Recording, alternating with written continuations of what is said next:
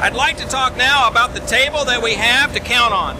Let's go over some of the features of the table. First of all, it's an ergonomic design. You can tell by how it's designed that we have curves here on the edges of the table. If you have a corner that you can't get into, you can't clean it up, plus it's hard for the operator to be able to pull items out of that. So consequently, we made everything round. It's a very good design for an operator that has to work at the table for 8 or more hours a day. Now, what will happen as an operator is using the table, you can see we have a customer soil bag system here. The bag will come through, they'll open the bag, it'll drop out, they'll have a ticket like I have right here, they'll take and scan in that ticket, it'll bring up the items that are on the screen for that operator to be able to count. The operator will look at the items that he has. In this case, we've got a napkin spun burgundy, that's what we have right here. He'll pick that item, and then he'll throw that item up the tube. So you can see that the item just goes up there.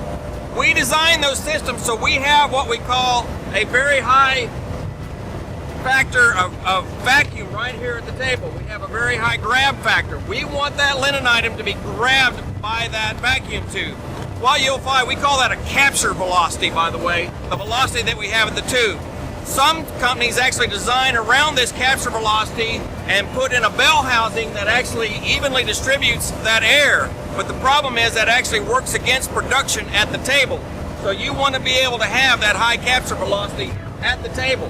Once that item goes up the tube, you can see that it's counted here on the screen. That count is then being captured and it's being sent to the count system post, where it's then able to be used for production and so on and so forth.